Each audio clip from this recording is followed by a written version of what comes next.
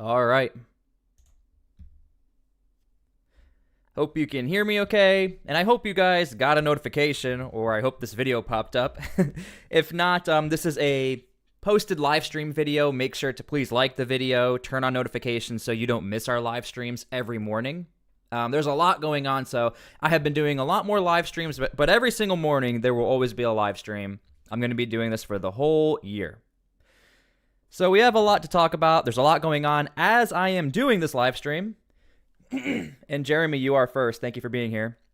Pam Bondi is in the middle of her own hearing right now, a DOJ oversight hearing. Now, I will be gathering clips for a different video with that, so we'll be talking about that in a later video.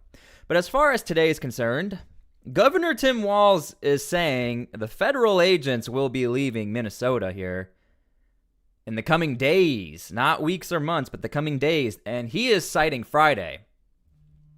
Now, Friday is very noteworthy, considering Friday might be when we have a government shutdown. Just pointing out the timing, not sure if there's a reason for that Friday timing, but that, things are sort of lining up in a very interesting way. And good morning to all the people joining the live stream. I am really happy you're here. God bless all of you, and I hope you're all doing well. Make sure to please like the video. Obviously, it helps out a lot, and the other T-SPLY subscribers can see what's going on. So, of course, we're going to be talking about this. Sorry about that. And we're also going to be talking about some more back and forth. Chuck Schumer is not too happy. Chuck Schumer says, we're 3 days away from a DHS shutdown and Republicans have not gotten serious about negotiating a solution that reins in ICE and stops the violence. Democrats will not support a CR to extend the status quo.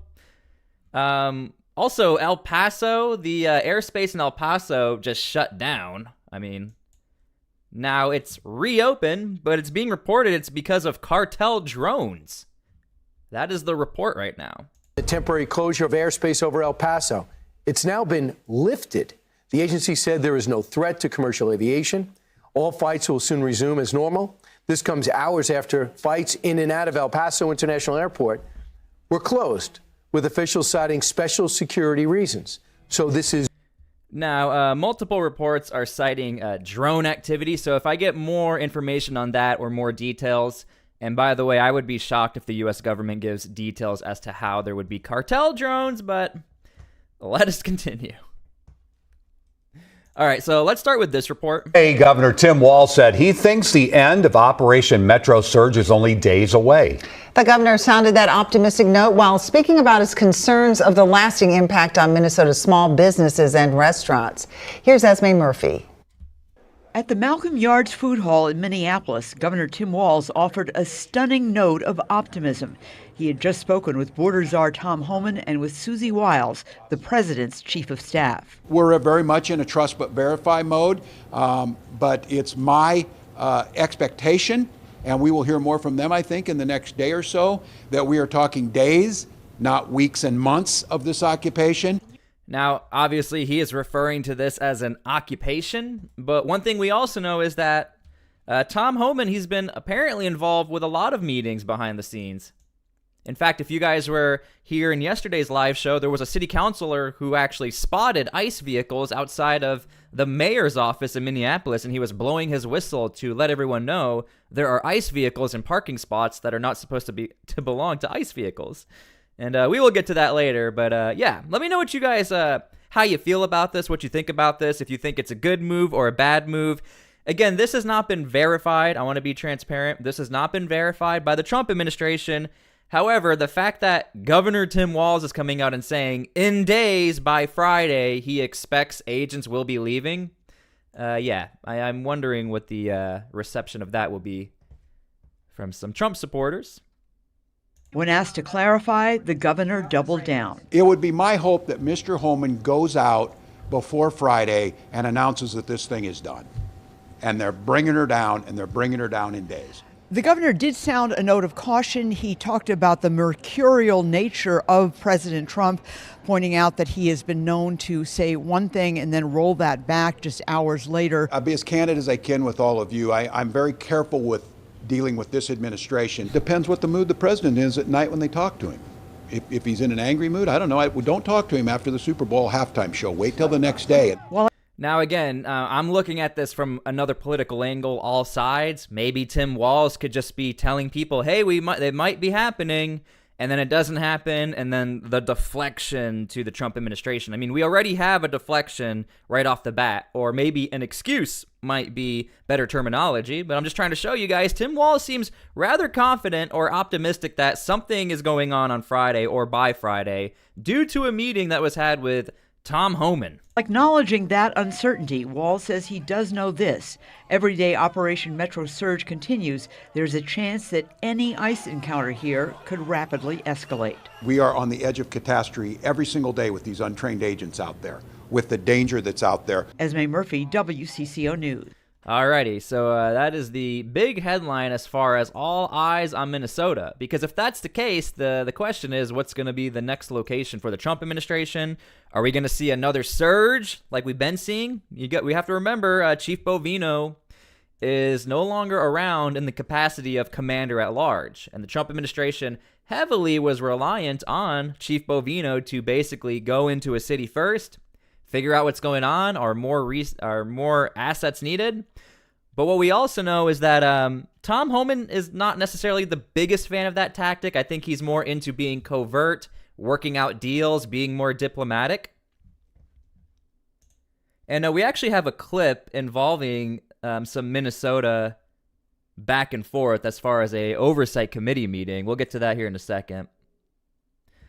Actually, we'll get to this. So about $3.5 million in fraud was discovered. This is according to the Department of Justice. The two men you talked about that went from Pennsylvania over to Minnesota to commit this fraud, they pleaded guilty in court today of scamming Medicaid beneficiaries, get this, at homeless shelters and Section 8 housing. And what's most notable about this case, Harris, according to the DOJ, this represents the first charges involving the use of artificial intelligence to further a fraud scheme targeting healthcare programs in Minnesota.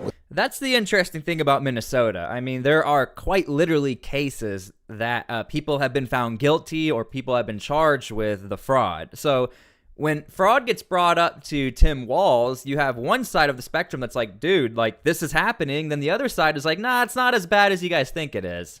But again, it's up to you to decide how you feel about it. The two fraudsters we talked about concealing the scheme by using AI, including ChatGPT, to create fake records when questioned by insurance companies. Exclusive to Fox this morning, Attorney General Pam Bondi releasing the statement saying criminal fraud not only robs taxpayers, it shatters trust in our institutions. Under President Trump's leadership, today's convictions are just the beginning. All right, and again, as we are live right now, Pam Bondi is actually in the middle of a hearing. A DOJ oversight hearing. Now, I think it's been every show for the last 7 days. This keeps getting brought up. I'm telling you guys, in my opinion, I think this is going to be the next move. Nearly 6 in 10 voters want Kristi Noem impeached. They're right. Time for her to go.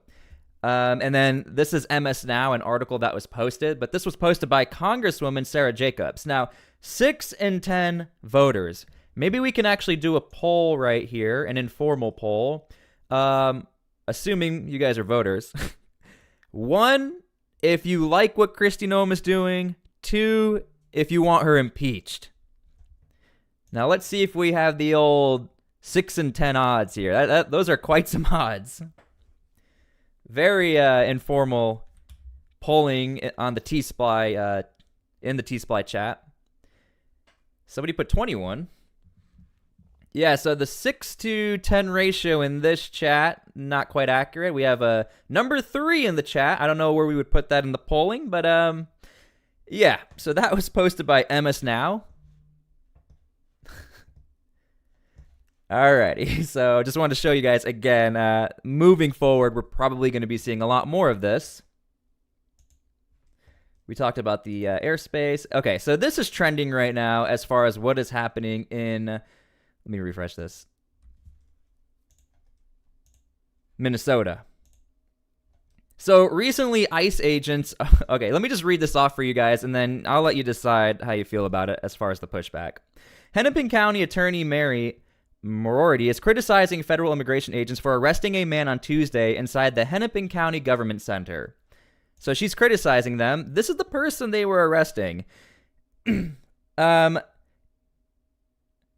man is facing first-degree drug possession charges for having more than 50 pounds of meth. So let's start the video. That is the person they were going after. I'm curious what the pushback is. And don't worry, we tend to start with Minnesota as far as federal activity because all eyes are on Minnesota, and then we will move forward to other topics. But let's get to this. Shutdown comes as we look into a chaotic ICE arrest inside the Hennepin County Government Center of a man facing a felony drug charge for possessing more than 50 pounds of meth. Morgan Wolf spoke with witnesses.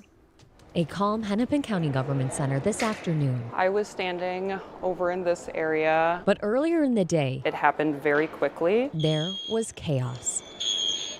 Natalie Pauly took this video of who she believes are federal agents in plainclothes arresting a young man. I feel like sunlight is the best disinfectant in making sure that we are all following the Constitution. The Hennepin County Sheriff's Office says that they weren't involved, nor were they with a similar incident at the building last week. Sheriff Dewanowitz says that her department doesn't do any kind of immigration enforcement amid de-escalation talks with the Trump administration that are calling for collaboration with local law enforcement. Okay, so it seems that the pushback here is that it created chaos in the area. In fact, I know I have an image somewhere where a journalist pointed out that the headline didn't really mention the man was facing the 50 pounds meth charge. More so the chaos and frustration that occurred inside of the courthouse area.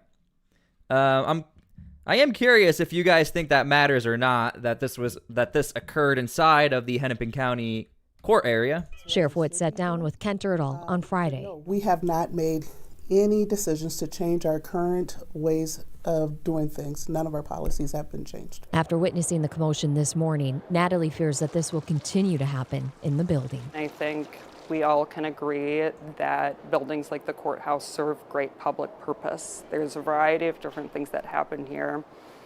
And just from the criminal side of things, how can you expect defendants, victims, and witnesses to want to keep coming when they see things like this happen? Okay, so again, just wanted to show you guys that was popping up in Minnesota.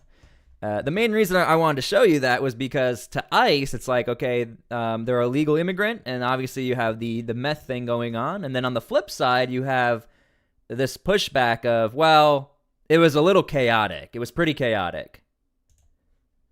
Now, speaking of chaotic, we had an oversight hearing as far as the possibility of fraud in Minnesota, and Ted Cruz went back and forth with some of these people. You may recall the infamous Leering Center. And, the Leering Center, we haven't heard that in a while. And by the way, as far as the downsizing that Tim Walz is talking about, we don't know if the Trump administration is downsizing a deportation element of federal agents, or, they're going to downsize the deportations but keep all the fraud agents. We have no idea.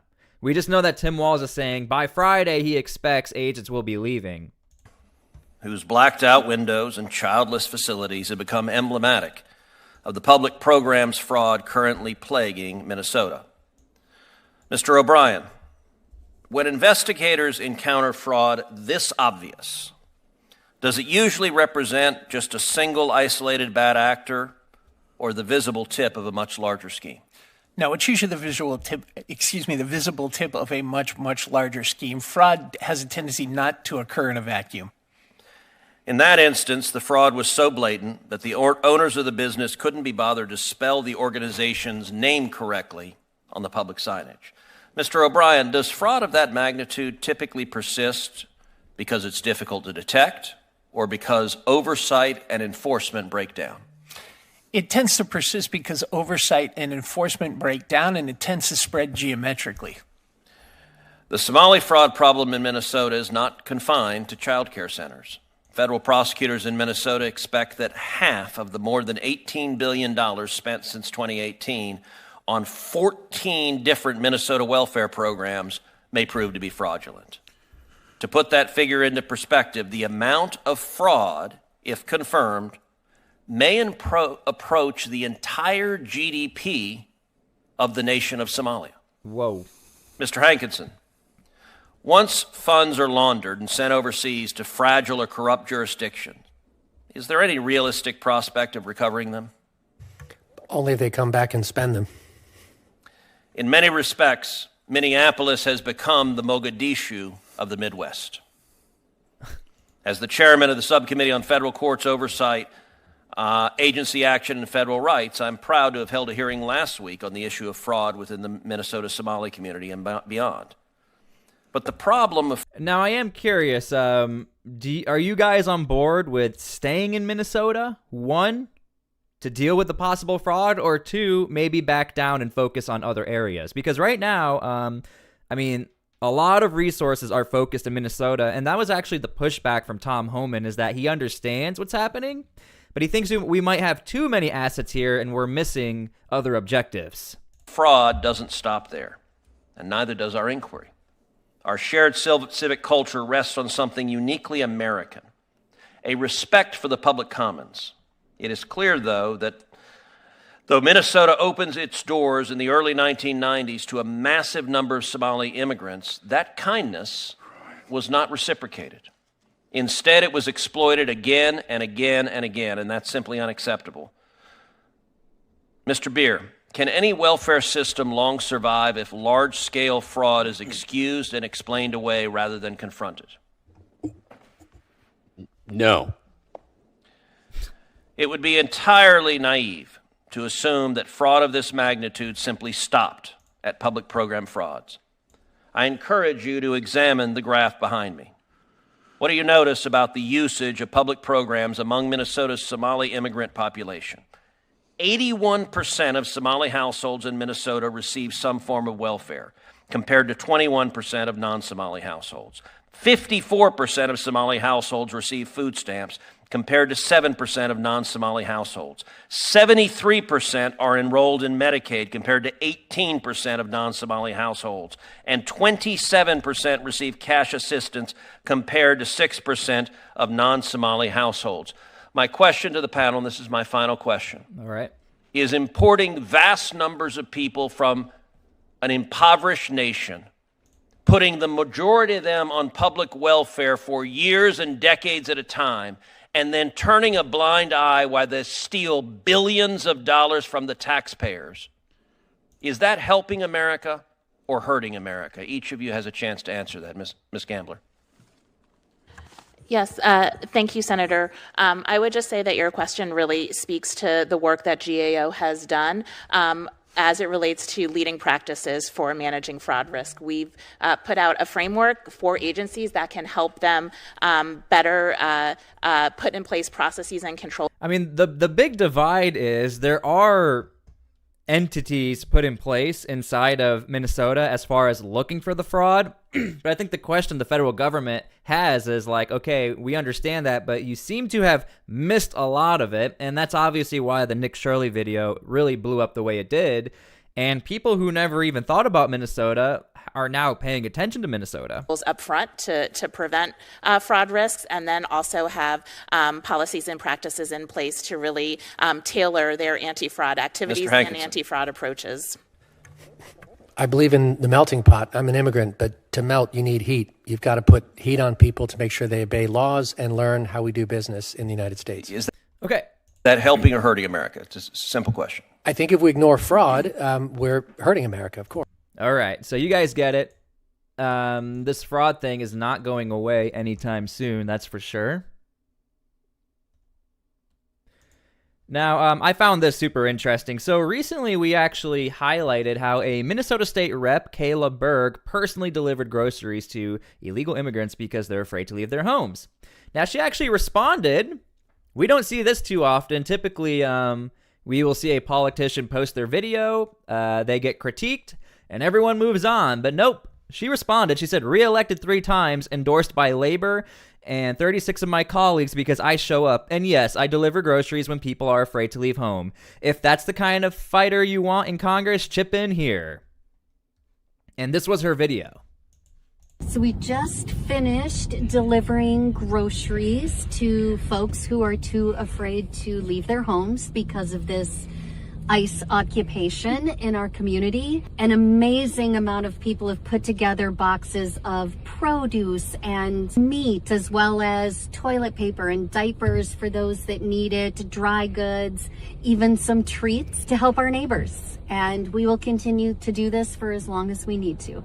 Now, it should be noted, over in Nashville, there was an investigation into this type of activity happening. That was back in May of 2025. I don't have these connections. Do not get the implication like I'm connected. I'm going to hit up Mr. Andy Ogles, Congressman Andy Ogles. He was supposed to be doing that oversight, but he was doing some sort of investigation as far as this activity occurring in Nashville and possibly being the harboring of illegal immigrants. So, yeah, when I contact Andy Ogles, I'll let you know if he hits me back up. All right, so what I really want to also get into is this big back and forth we had yesterday. Well, actually, we got to get to this first. This is big. Sorry. Just so you guys are aware, I just memorized the show, but sometimes I forget some pieces. I don't have like a piece of paper here. I just look at the screen and I'm like, please God help me. I'm going to try to do this off the top of my head. So welcome. I appreciate all of you guys, and thank you so much for being here and also contributing to the show as well. Thank you guys so much for everything. God bless you. Okay, so Rapid Response 47, if you're unaware, Rapid Response 47 is the official White House Rapid Response account, basically a secondary White House page if they want to be a lot more rapid. Why did you marry your brother? Representative Omar, says the Rapid Response House. Many are calling you a fake congresswoman. You're sick and deranged. Now, I have no idea what happened here. I guess this was in response to Congresswoman Omar to referring to the president as a bad name here. The leader of the P-File Protection Party is trying to deflect attention from his name being all over the list, or the files. Now, she actually went on to CNN. Well, no, this is from the Charlie Kirk comments. But anyway, yeah, so this is happening right now. More back and forth from Congresswoman Omar and the Rapid Response Trump team, 47 team. As an anecdote, Mr. Moving forward. Let's go here. This is going to be Hennepin County Attorney Mary Moriarty, who in our previous story we talked about here, the guy who had the 50 pounds of meth allegedly, she was the one pushing back on that, or commenting on not being a fan as far as how the arrest went down. Hi, I'm Hennepin County Attorney Mary Moriarty.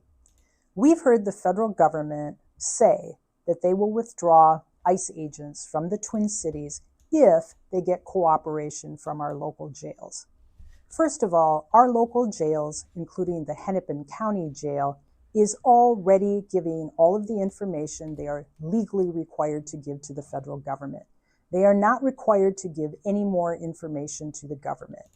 It is information above and beyond what they are legally required to give that is being demanded by the federal government. Second, our local jails are pretrial facilities.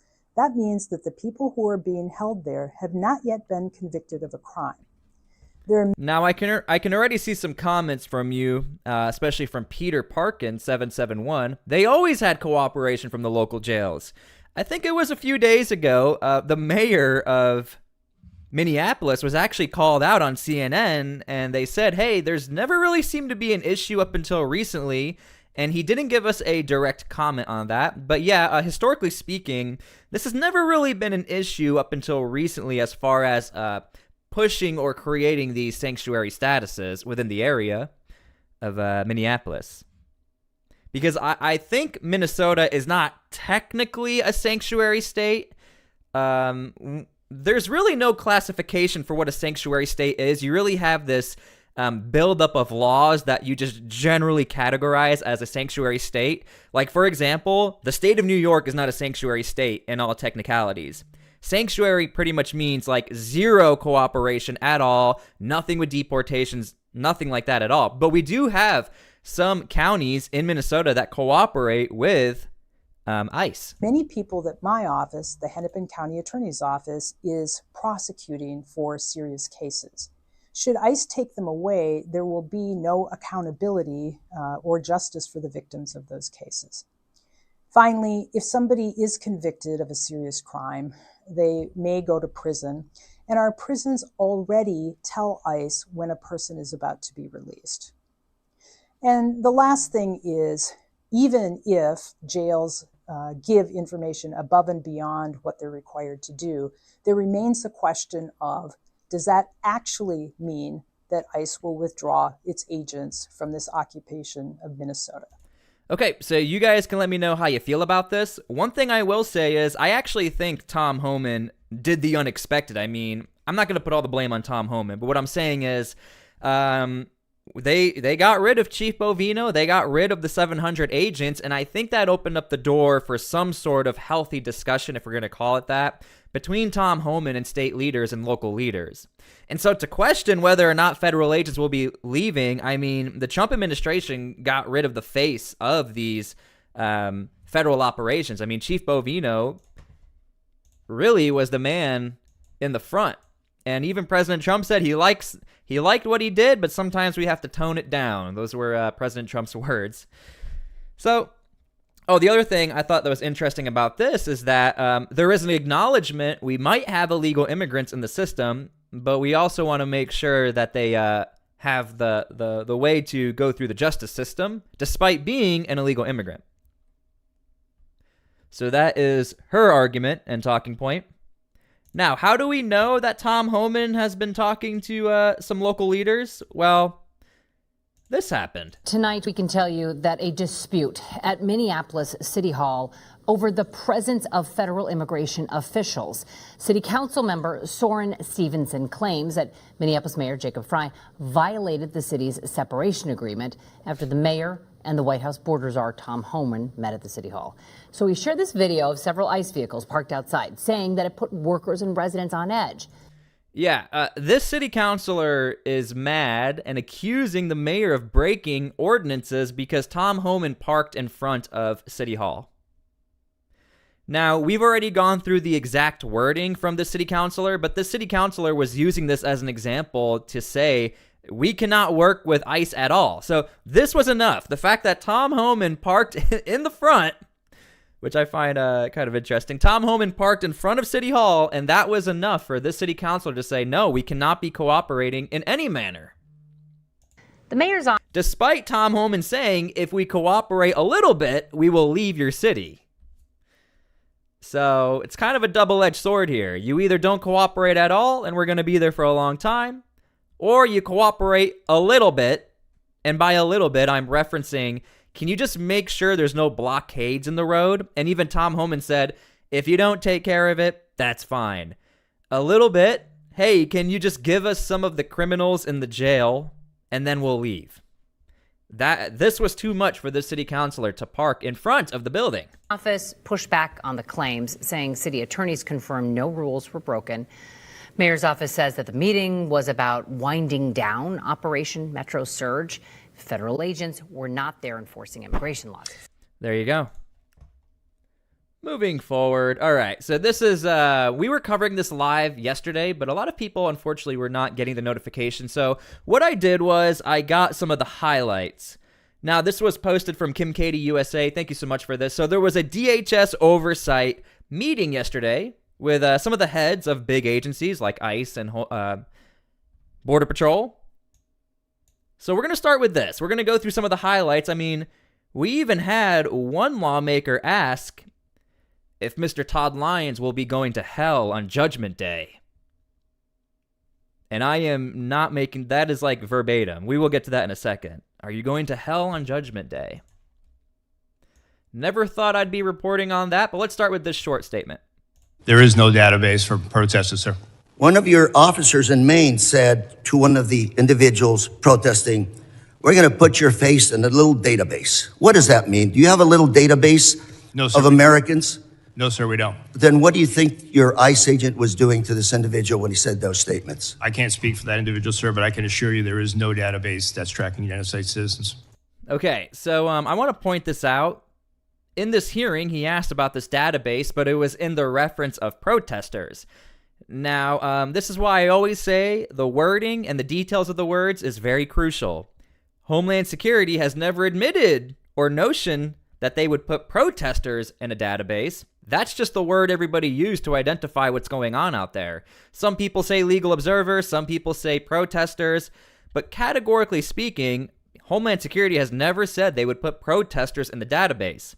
Now, if he would have asked, do you put agitators or people who crash their cars into Homeland Security, then we can start having a healthy discussion, and Mr. Lyons would probably say, yeah, there's something out there. So I just want to show you how sometimes it can backfire when you're not more detailed in your wording and you generalize everybody as everyone, they're all ICE agents, everyone, they're all protesters. Pay attention to the specific wordings. Nights ago, I met with a woman who works as a cashier at a grocery store, and I told her I was coming to see you, Mr. Lyons, and she said, will you ask him, and she didn't want to give her name. She was terrified to give her name. But she said, when I get off my shift around midnight and I walk through the parking lot to my car, she said, if somebody rolls up in an unidentified van and gets out wearing all black and their face is covered and they don't have any identification and they ask me to get into the van, how do I know who they are? How does she know, Mr. Lyons? How does she know if they're an ICE agent or bad guys? Sir, ICE agents have identifiable placards on their uniforms as well as their badges representative, but you won't see ICE agents rolling through the parking lots and just snatching someone up. ICE does intelligence-driven, targeted enforcement operations. Well, Mr. Holman. And this is my point, the generalization of saying what's going to happen if ICE agents roll up on you and they're roving around. I've been saying this forever. ICE, as you're hearing, and again, I call out ICE if there are issues. We call out everybody here. But the thing is that Mr. Lyons is saying, you're not talking about us. We do targeted operations. And the only reason why it's so public is because there are these legal observers or lawmakers or whoever that are like, even in LA, they like will fly helicopters and will tell everybody, hey, there's some sort of operation going on here. Looks like ICE. We've covered that on my YouTube channel. So this question is almost a waste of time. And others have said that they target individuals based on the color of their skin and the accents that they speak, and that's why people are running through the fields and factories where they work. All right. Don't worry, there's a lot more here. On to lead ICE is a decision, and I've read your background. You have a decorated career. You've served in the military. You are what I would call otherwise employable. I think most people would agree this is not the only job that you can get. But since you've been on this job, women have been dragged by their hair through our streets. A 6-year-old child battling stage 4 cancer has been deported, and it turns out he was a U.S. citizen. People are running through the fields where they work. People who've gone to the streets as allies have been shot and publicly executed. It's a decision to stay on at this point. Now, I have no idea what specific examples he is referencing as far as people are running in the fields.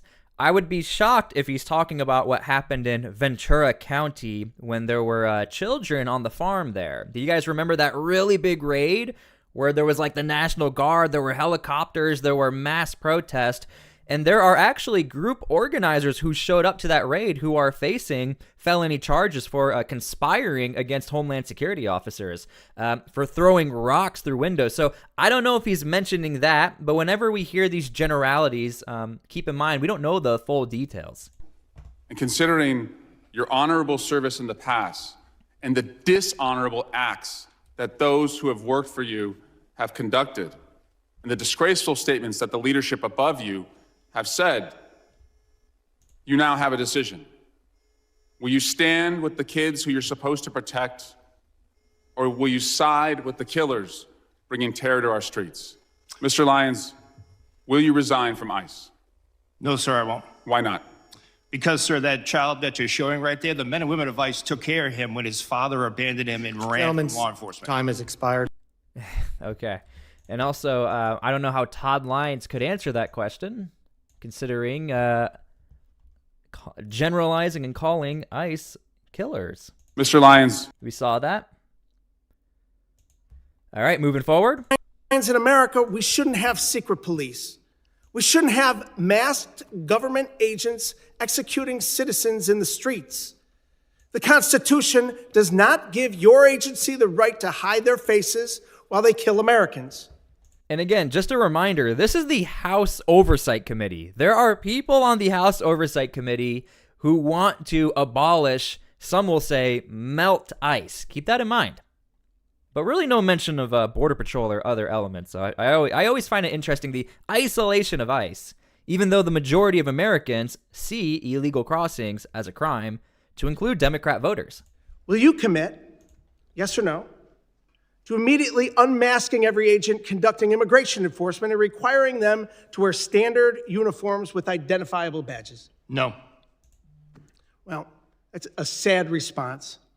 Your answer is completely unacceptable.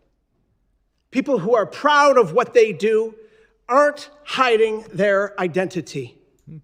We're a nation of laws, and you, your boss, Secretary Noem, and Donald Trump are not above the law. The American people are angry, and they're demanding accountability and justice from those giving the orders. Mr. Lyons, yes or no, do you believe that Secretary Noem should resign? I'm not going to comment on that, sir.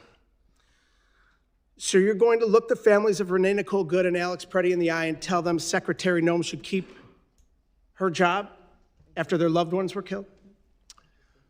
Sir, the loss of any life is unacceptable. In the heart, my heart, prayers and thoughts go out to anyone who's tragically losing his life, especially a child, since I've suffered personal loss in my life.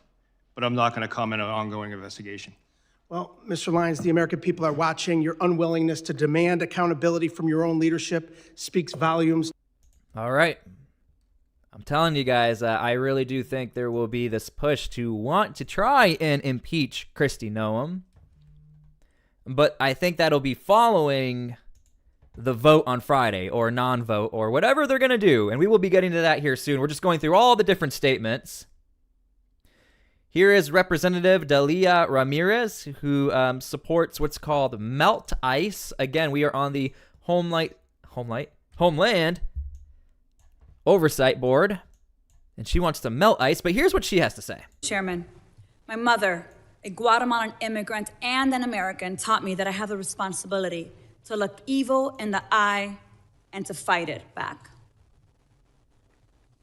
Mr. Lyon, Mr. Scott, Mr. Edlow, you have used your power to perpetrate great evil. And it's about time you answer this committee for the lawlessness that you've empowered and defended in your testimony. Mr. Lyons, I want to start with you. And I want to talk about ICE. Because under your leadership, ICE has shot and killed Silverio Villegas Gonzalez. Just to give you guys a little more context, she represents the Chicago area. So she underwent Operation Midway Blitz, and out of, I would say, every single person on the oversight, I think she has been through or heard the most from opposition or people who don't like ICE, from the mayor of Chicago, the governor of Illinois, and other people within these observer groups. So keep that in mind, as far as you will hear more harshness and specific details depending on who and where they represent. Sometimes it's just generalities. You guys are bad, everything evil. But with her, she specifically cites Operation Midway Blitz type events in Chicago. And Renee Good violated nearly 100 court orders in January alone. You've used banned chokeholds in more than 40 cases, engaged in warrantless arrest despite of a consent decree, and you used children as bait to put 3,800... I have to stop right here. That's a little detail the majority of America has no idea. A dissent decree? What are you talking about? What is this decree we never heard about? There is a decree out there that, like only 6 states in the United States, you have to have probable cause or a warrant to arrest somebody who's an illegal immigrant. It just so happens Illinois is one of those states, and that is why she is referencing that one specific little clause there that the rest of America doesn't fall under. 100 children in detention. You created traps for people at immigration court who were following the law and doing it the legal way.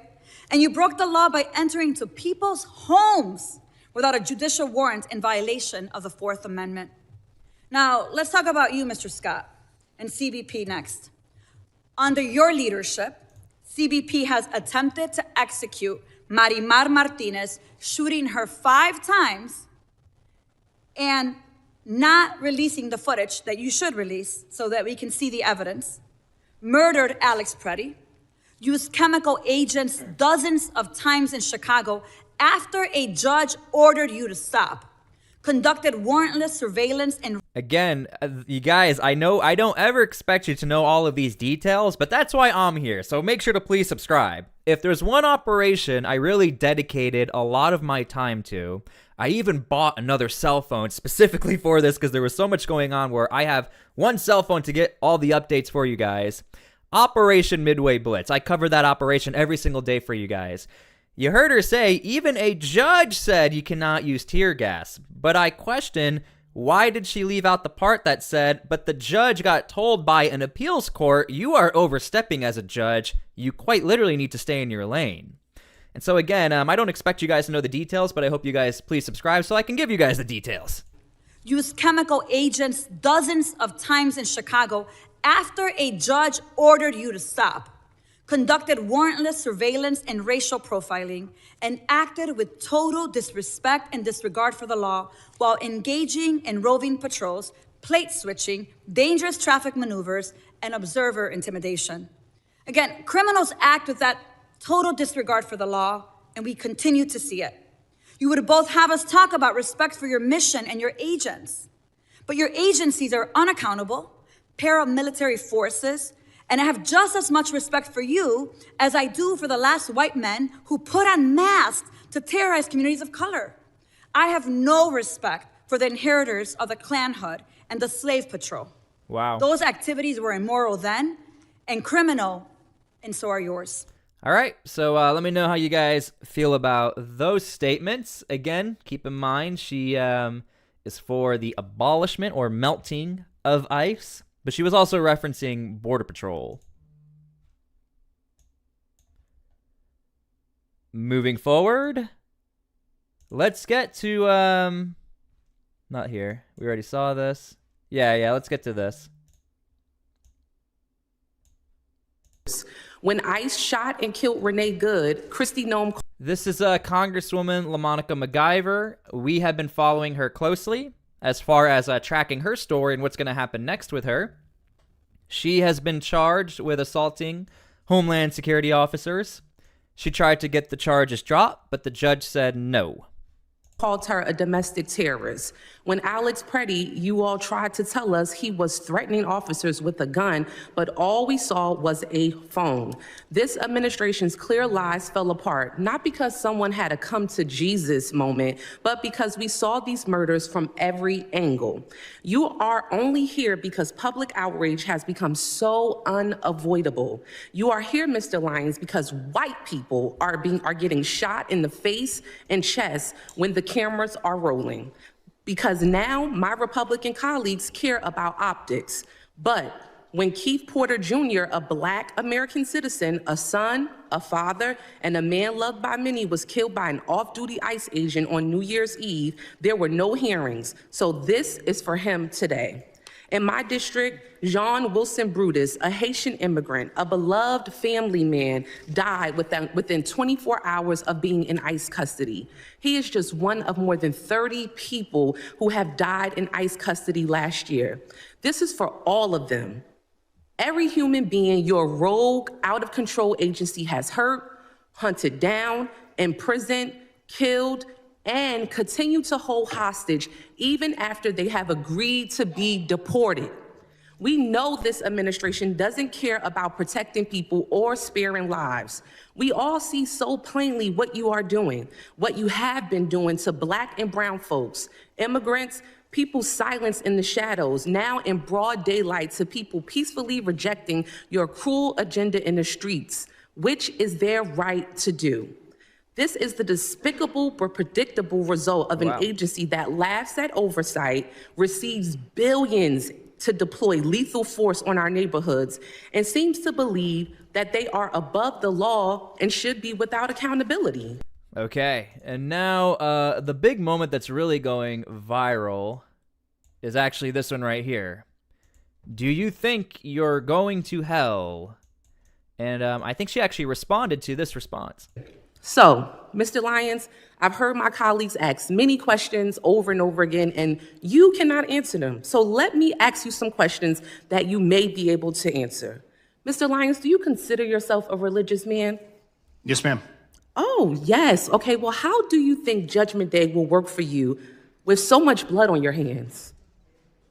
I'm not going to entertain that question. Oh, ma'am. okay, of course not. Do you think you're going to hell, Mr. Lyons? I'm not going to entertain. Of course not. How many government The gentlelady will agencies- suspend. The How many- gentlelady will suspend. Chairman? A gentlelady will suspend. As I said, the issues we're debating here are important to ones that members feel deeply about. Thank you, While Chairman. vigorous disagreement is part of the legislative process, members are reminded that we must adhere to established standards of decorum in debate. The witnesses are here voluntarily, and I will continue to remind members that while oversight is important, aggressively attacking those witnesses personally is inappropriate and not in keeping with the traditions of our committee. Mr. Chairman, I'm just asking a question. And by the way, I think this was the only time he actually interrupted the head of this board and said, "You have to stop." He allowed for all the other questions. He even allowed for Representative Thandar, who said, "You better hope you get pardoned or there will be consequences." Of our committee. Mr. Chairman, I'm just asking a question. You guys are always talking about religion here in the Bible. I mean, it's okay for me to ask a question, right? But let me continue on. I got your note. All right, the gentlelady may resume. Thank you so much. Let me get back to my question, Mr. Chairman. Thank you. I appreciate it. And as far I'm assuming she's saying the Bible, so I'm assuming she's talking about Christianity. As far as the Orthodox Christian doctrine of are you going to heaven or hell, the mass majority viewpoint for Christians is I am not to judge. Even Paul, the apostle, would not judge himself. Representative LaMonica MacGyver actually responded and said, "So, do you think he's going to hell?" Interesting. Never expected to be commenting on that. I hope that the other side of the aisle will read this article on Defend 612 and look at the tactics, techniques, and procedures. And if this is domestic terrorism, where we have a group that's on signal that is calling out agents and doing things to interrupt, intercede, and prevent law enforcement from carrying out the laws that this body passed, that you'll have the courage to call it domestic terrorism if it is that. I hope. Okay, so those signal chats, I thought that was pretty interesting as well, bringing that up during the DHS hearing and calling out Democrats from the Republican side, asking, are you willing to refer to these chats as a terror signal chat, or at least acknowledge they are inciting some sort of violence? We don't have a lot of information. That story has sort of died down as far as who's looking into the possibility of signal chats. The last we heard is that Tom Homan said we're looking into it, and that Kash Patel is looking into it. Okay, now moving on to the back and forth as far as the SAVE Act or abolishing ICE. Everything is sort of being looped together. Chuck Schumer says, we're 3 days away from a DHS shutdown, and Republicans have not gotten serious about negotiating a solution that reins in ICE and stops the violence. Democrats will not support a CR to extend the status quo. Because it is just common sense. Americans need an ID to drive, to open a bank account, to buy cold medicine, to file government assistance. As is noted by the leader, you even need an ID to attend events of most Democrat politicians and even the Democrat National Convention. So, why would voting be any different than that? They can't answer that question. And so they come up with all these crazy excuses of why they can't support it. They've attempted so many arguments to oppose the passage of this simple legislation. And those arguments we will go through. Let's move here real quick. So why are we here today? Why are we debating a bill This is Lori Trahan from Massachusetts. that addresses... Trahan, sorry. So why are we here today? Why are we debating a bill that addresses a non-existent problem while hardworking American families are struggling with rising costs and economic insecurity? Right off the bat, again, some politicians will say there's no problem at all, and some will say it's not that big of an issue. We hardly have a problem, like you guys just heard. Because Republicans in Congress, they don't have real solutions. Rather than addressing the issues that matter, like lowering grocery costs and helping families get ahead, they are prioritizing a bill that disenfranchises millions of American women. Roughly 69 million women, about 25% of eligible voters in our country, have IDs that do not match their birth certificates, usually because they changed their name once they got married. Under this bill, if they don't have a passport, and half of Americans don't, they wouldn't be able to register to vote. Think about that. So this seems to be what the mainline argument now is, that the last name being changed due to marriage or divorce, the problems of trying to get a passport, the inconvenience of it. I think in other citations, somebody says it costs $150 million. So 20 million Americans will have to pay $150 in order to vote. Millions of women, the backbone of our families and our communities, stripped of their right to vote simply because they got married. Imagine a woman who has voted in every election since she turned 18, who pays her taxes, who contributes to her community. One day she learns that because her name changed when she got married, she is suddenly unable to register to vote in her state. No amount of documentation, no social security card, no marriage license, no previous voter registration will satisfy the requirements of this bill unless she possesses an updated passport or a birth certificate that matches her current name. This isn't just... I have to read this comment. Peter said, does someone have shares in passport manufacturing? I don't know. We've been hearing a lot about the passport recently. But again, I am curious if you guys think this is a good argument or not. This seems to be what the argument is. Bureaucratic nonsense. It is an outrageous attack on the rights of women across our country. And the worst part, Madam Speaker, is that Republicans have known that this was an issue with this bill for years, and they've done nothing to fix it. They either don't care that millions of American women will be stripped of their right to vote, or that has been their goal all along. Now, it should be noted, again, 71% of Democrats, I know you guys keep hearing this stat, do support having some sort of ID. Now, here's a more detailed response I've been looking for as far as what the actual reasoning is as far as the changing of a last name. Here is Representative Mark Pocan. He says, there seems to be some confusion about the Save America Act. If it becomes a law, you will not be able to vote with your driver's license alone. You need a passport, which more than half of Americans don't have and cost at least $130, or a birth certificate plus your photo ID with matching names, which nearly 70 million married women lack. Or military service papers, not a military ID alone with sensitive info. I'm voting no. Okay. So we'll do another T-SPLY very accurate poll. Now that you know this might be problematic, put a 1 if you still want the SAVE Act, and put a 2 if now you're against it.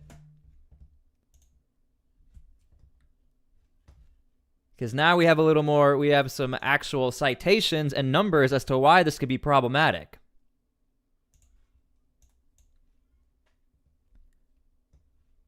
Yeah, it doesn't look like many people are really seeing that as a good argument in this chat, at least. And I know that we actually have a decent amount of left-leaning voters who watch the show just to see what's going on both sides, but we do have a 2, so there you go.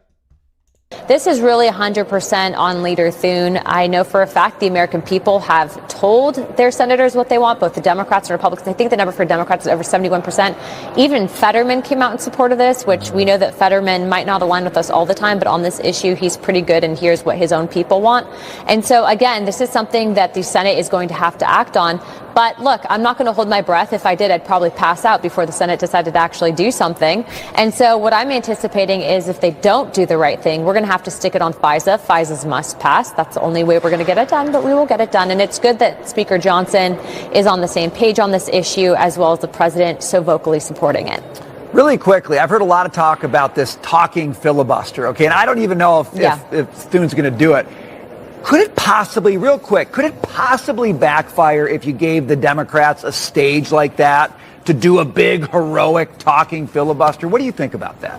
I think the one thing I'm finding out about Senate is they're notoriously lazy, which is why they move so slow. And so, I mean, eventually they'll probably run out of life force in an effort to do that. But, you know, again, voter ID is one of the most important issues in the world. So even if, you know, you give them a platform, I don't care. I want it signed into law. And I think that if that's the way that you have to do. Yeah, I mean, I think to most people, if you want to talk for 3 days, I mean, as soon as the vote comes up, I think that's what people want to see. All right, so that's Representative Luna already anticipating something might going down as far as having finding any opportunity to get that on the bill to pass. Here's Hakeem Jeffries. Would be utilized. It sounds like you think there's going to be a partial government shutdown on Friday. Well, we can either have dramatic reform of DHS, ICE, CBP, and the way in which immigration enforcement is undertaken here in the country. Listen, these people, Katie, they promised that immigration enforcement was going to target violent felons who are here illegally. That's not what's taking place. They're targeting American citizens, law-abiding immigrant families, and American communities, which is why the American people are so horrified.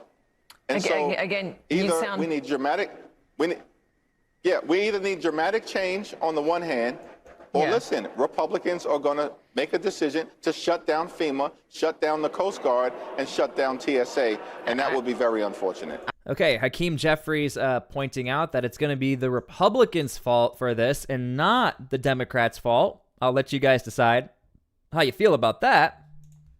Moving forward, this is going to be Representative Brown. These are her comments.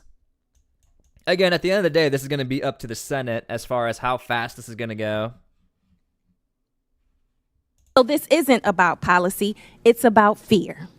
For the last decade, Trump has pushed menacing messages portraying all immigrants as criminals.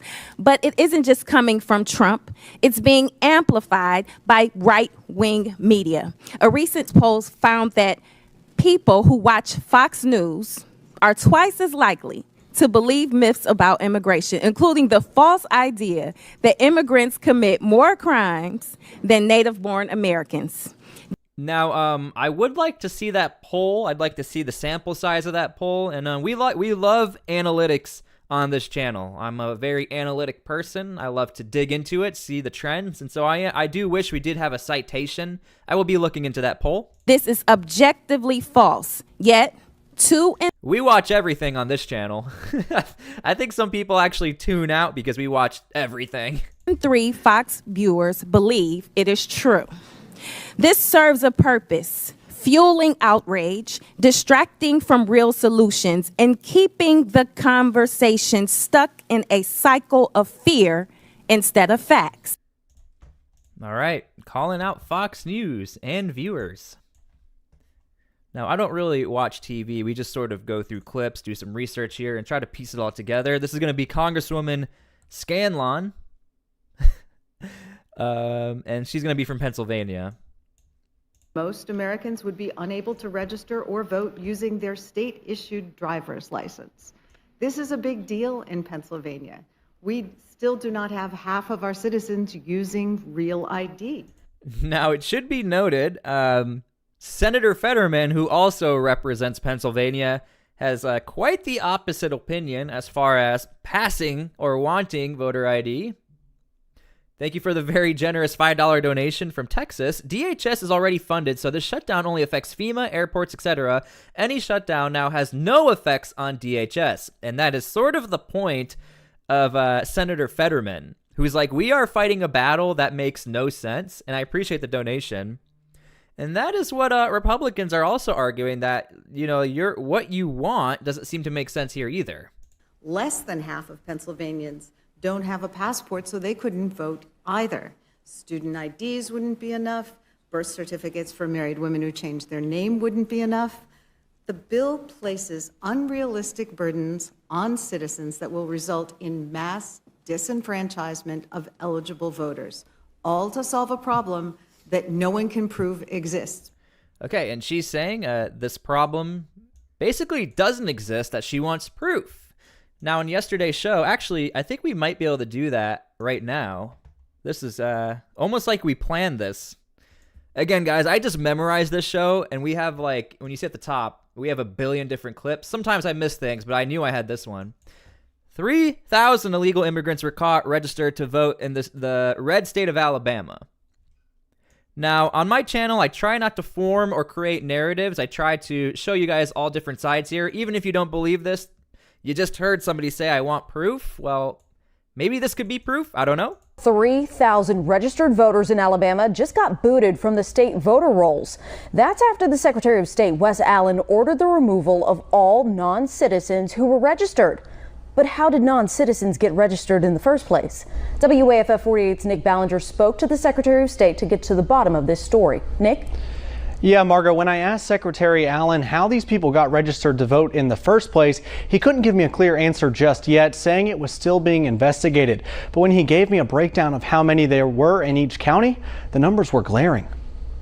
This is a list from Secretary of State Wes Allen of how many non-citizens were registered to vote in our counties.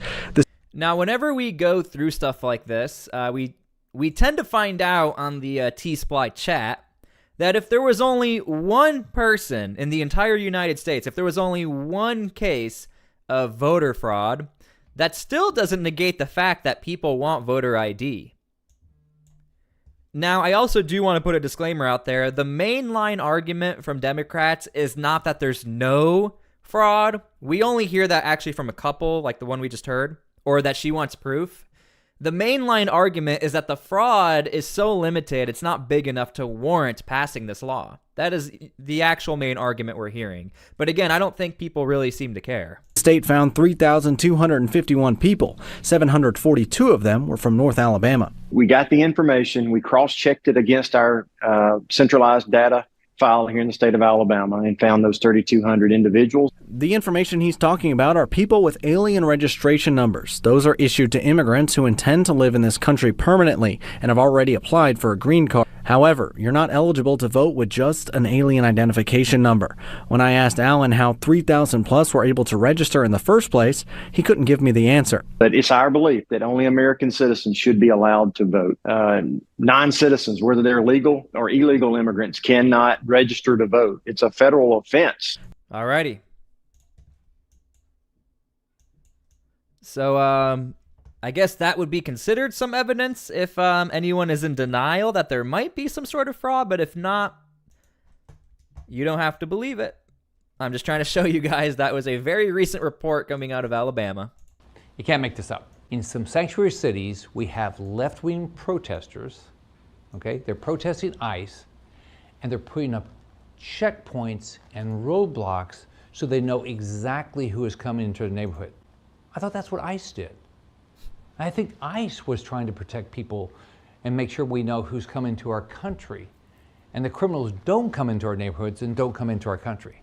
Now, it's pretty insane when the left is doing exactly what they're complaining about. Now, the right thing is our mayors, our governors need to support ICE, get the criminals out of our neighborhoods. We all need to support ICE. They're trying to protect us. All right. That's going to be from Senator Rick Scott. Mr. Rick Scott has been putting out a lot of content recently, as far as that type of content, sort of what he would probably call a contradiction.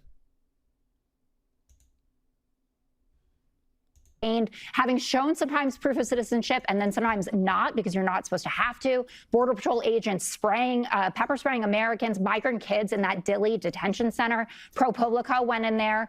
Kids getting food with worms in it. No, not worms! Are you kidding me? Also, they're being detained. It's court ordered. You can only be in there for 20 days. What was the and there First are Amendment 1,000 violation? kids. I missed that. Oh, that you can't rattle all this stuff off. It's not rattling. It's Yes, the Constitution. and it's like it's happening in environments that you create. Stop it, Greg. No, I'm not going to stop. Well, anyway, my time is up, so you go. All right. But None of the I don't people like at that hearing deserve any credibility because do you know who put the people, the non-violent, hardworking illegals in jeopardy? Those people. They forced the government to lump the hardworking, law-abiding illegals in with the very worst because they wouldn't cooperate in order to get rid of the very worst. So you have these environments where, quote, the First Amendment, the Fourth Amendment, worms in the food, all these things are happening, and somehow that's ISIS's fault. Yeah, you guys can let me know how you feel about that. That's actually why I started to get into sanctuary cities and do my own investigations and try to figure out what's going on here. Because you have areas and cities who say, you know, we're going to protect you. This is a sanctuary. And actually, it was the Portland protesters who started to be really the first wave of people to say, this doesn't really seem to be as sanctuary as we thought it was. And that's when protesters started to really, I don't know what better word to use, maybe turn on the city councilors or the people they voted for and call them out. And the only solution that Oregon seems to have right now is creating states of emergency in different areas of Oregon. All right, moving forward.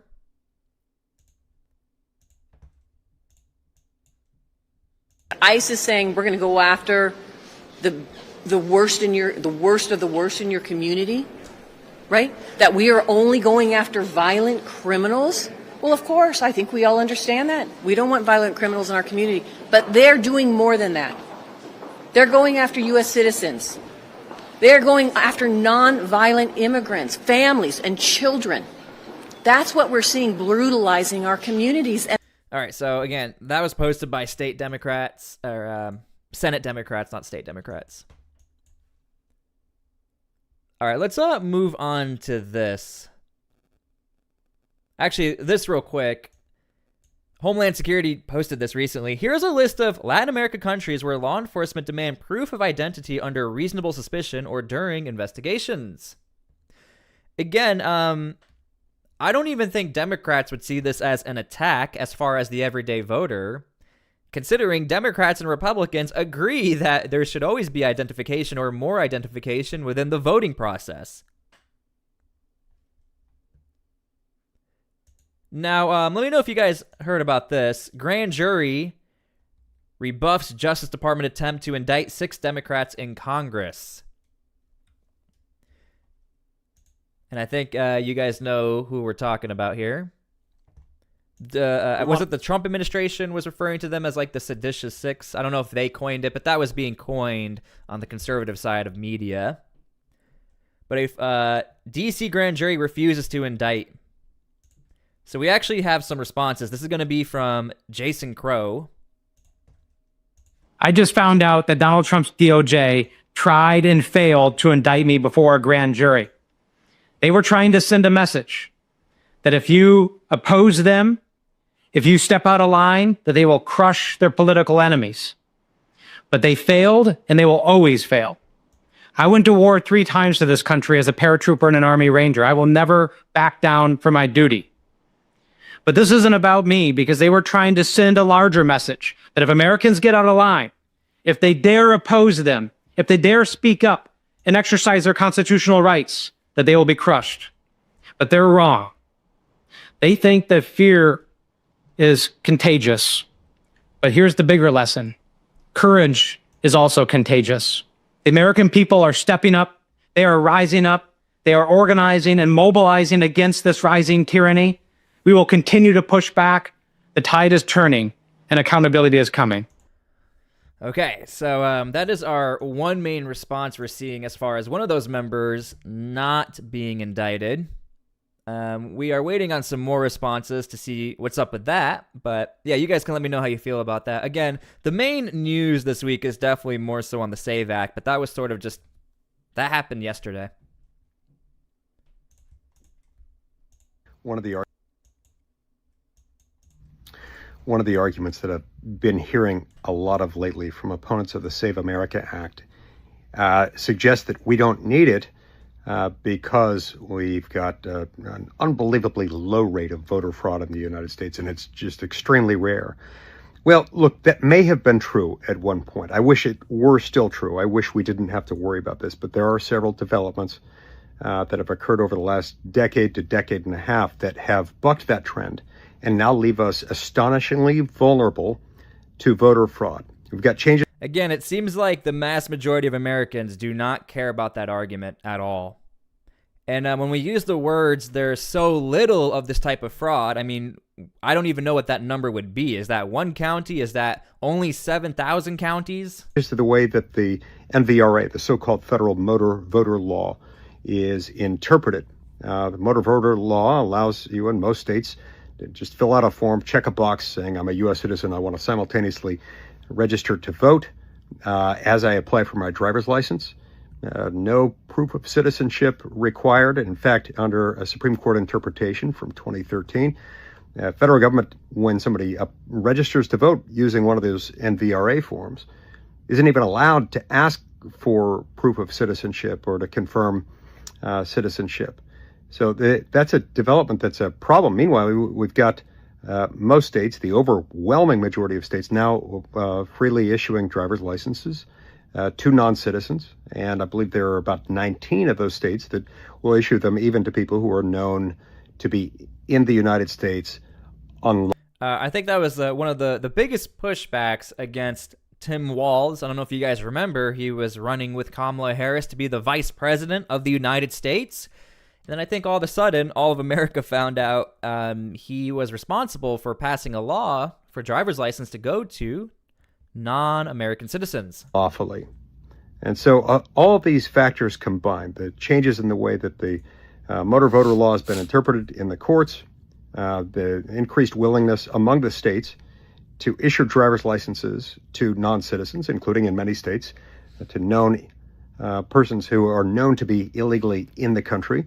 And then finally, the massive influx of illegal immigration that we've seen, especially between 2021 and 2025, this creates a problem. So, yeah, it's great if you want to brag about the United States supposedly having low rates of voter fraud, but we can't count on that. We once could, we no longer can. That's why we desperately need the Save America Act. We're making good progress on that, and we're now up to, I believe, 39 is the total of sponsors, co-sponsors in the Senate, gradually picking up those who had previously sponsored the SAVE Act. We renamed it as the Save America Act when we...